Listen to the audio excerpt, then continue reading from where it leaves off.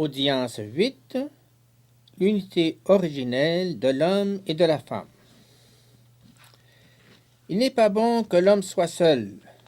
L'homme quittera son père et sa mère pour s'attacher à sa femme, et les deux ne feront qu'une seule chair. Le récit du premier chapitre de la Genèse ne connaît pas le problème de la solitude originelle de l'homme.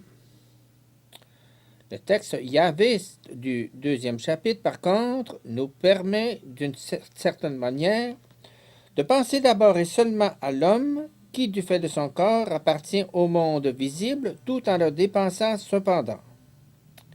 Puis, il nous fait penser au même homme, mais sous le double aspect du sexe. La corporéité et la nature sexuelle ne s'identifient pas complètement. Le fait que l'homme soit corps appartient à la structure du sujet personnel bien plus profondément que le fait que, dans sa constitution somatique, il soit aussi homme ou femme. Par conséquent, la signification de la solitude originelle, qui peut se référer simplement à l'homme, est substantiellement antérieure à la signification de l'unité originelle. Celle-ci, en effet, se base sur la masculinité et sur la féminité, presque comme sur deux différentes incarnations, c'est-à-dire sur deux façons d'être corps du même être humain, créé à l'image de Dieu. Il faut ne pas perdre de vue cette image de Dieu du premier récit de la création. Ajoutons que le deuxième récit de la création de l'homme conserve jusqu'à un certain point une forme de dialogue entre l'homme et le Dieu créateur. Et ceci se manifeste surtout dans cette étape où l'homme, Adam, est définitivement créé comme mâle et femelle, Ish, Isha.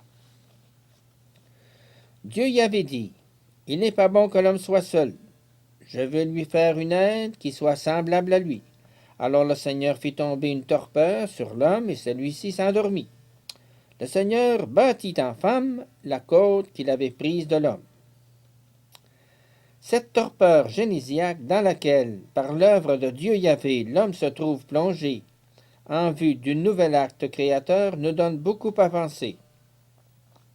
La torpeur dans laquelle Dieu fait tomber le premier homme souligne le caractère exclusif de l'action de Dieu dans l'œuvre de création de la femme.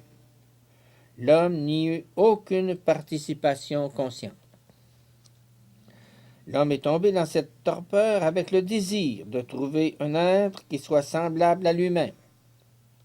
Cet archétype biblique permet d'admettre comme contenu de ce songe un second ego, lui aussi personnel et également réductible à l'état de solitude originelle.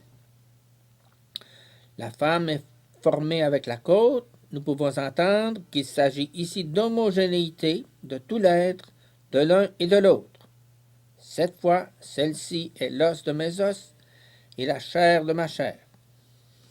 C'est ainsi que l'homme mâle exprime pour la première fois sa joie et même son exaltation qui, avant cela, n'avait aucune raison d'être, étant donné l'absence d'un être semblable à lui.